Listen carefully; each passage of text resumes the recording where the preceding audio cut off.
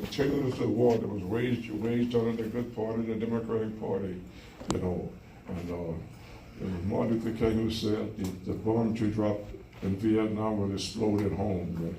And that's exactly what happened, you know. You had Watts, you had Newark, you had Detroit, you had Holland, all over America in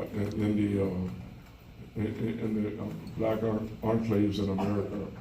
So what happened, Malcolm came out against the war early in 1962-63, after the Dim brothers after Kennedy had the Dim brothers assassinated. Under the disguise of the CIA, had the Dim brothers assassinated in Vietnam. Then they were going to install the Vietnamese puppets, and that was the Americanization of the war.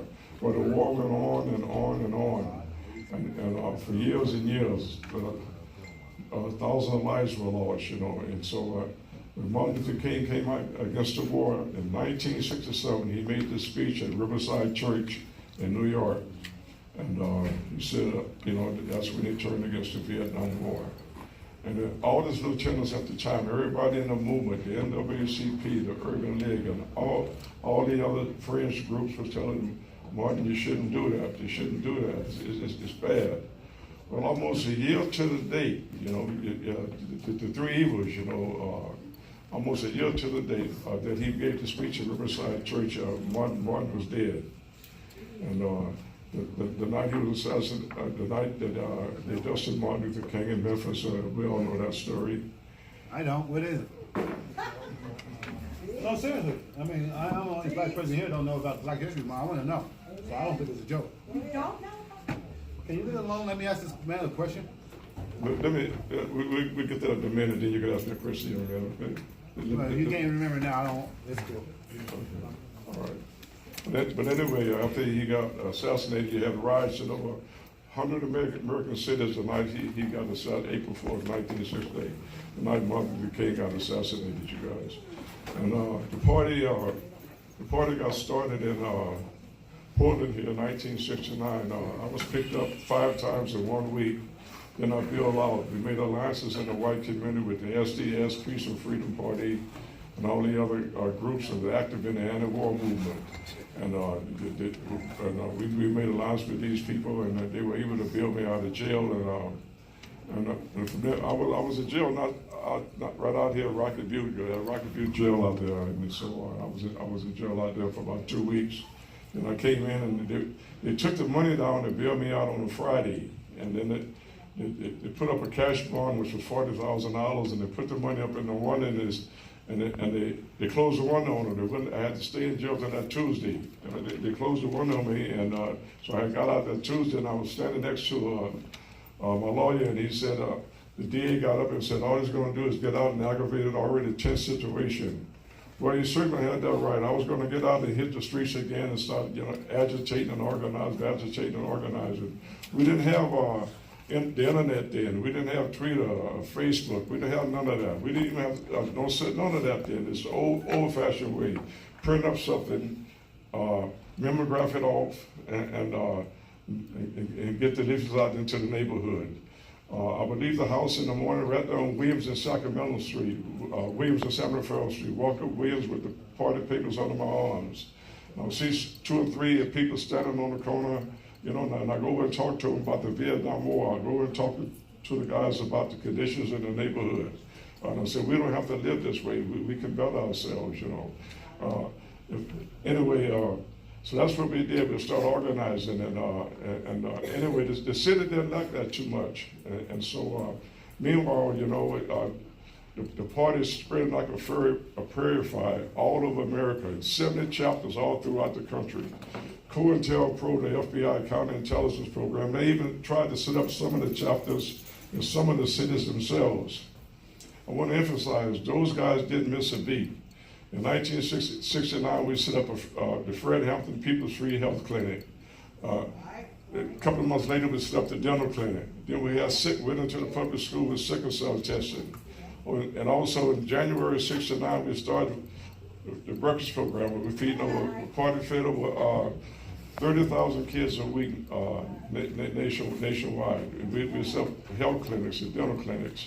And ride to prison programs and families who could get to the prisons to visit their loved ones. And we also distribute hundreds of thousands of pocket lawyers throughout the neighborhood, and they were also printed up in the Black Panther Party weekly newspaper. The newspaper had a daily publication of 150,000 a week, copies a week, all throughout the American cities. And so the party sort of evolved over the years and into a lot of social programs. Here in the party split about 1969 and 70 and 71.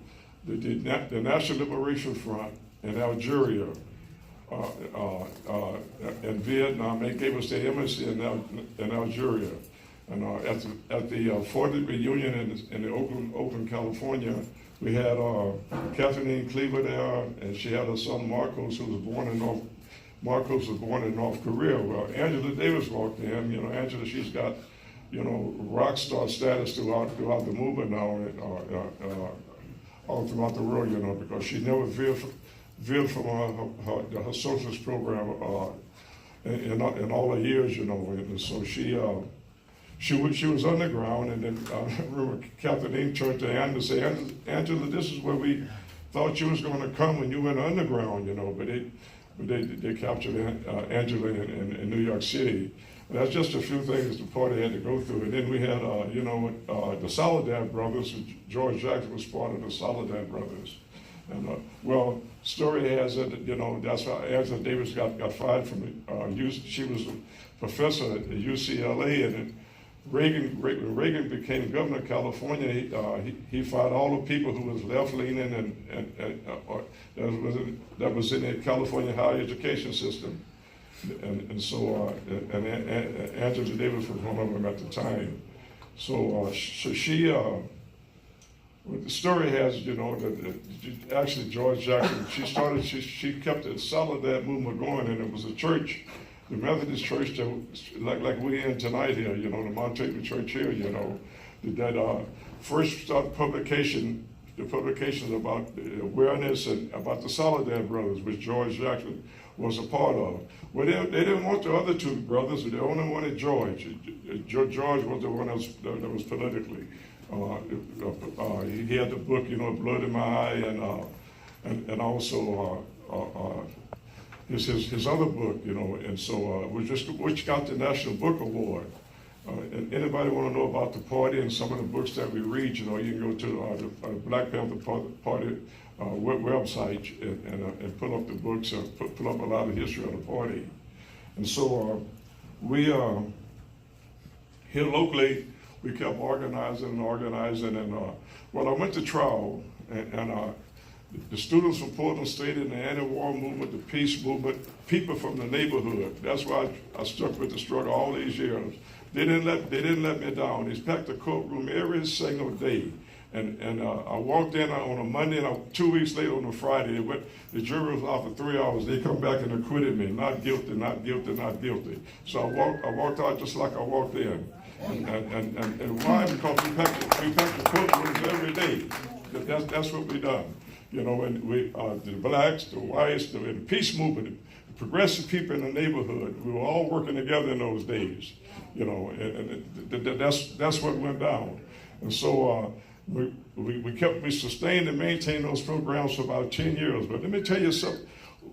About 2 or 3 times a year, I give these walking tours of the neighborhood. I don't talk about gentrification. I talk about some of the old party sites, where the health clinic was, where the dinner clinic was, where we did the sickle cell testing, when they raided our headquarters. I got acquitted on a Friday, and they hit us on a Tuesday. 2 notorious policemen came in through an operative. They hit us on a Tuesday and shot one of our guys. He just came there, we were right up the street from Emmanuel Hospital. Instead of taking him to Emmanuel Hospital, they took him way up to OHSU. And just like he was threw him in the back of the police car, just like he was a dog, And anyway, It was just so happened it was a freelance photographer passing at the time when the whole thing was unfolding. I wasn't even there, you know, and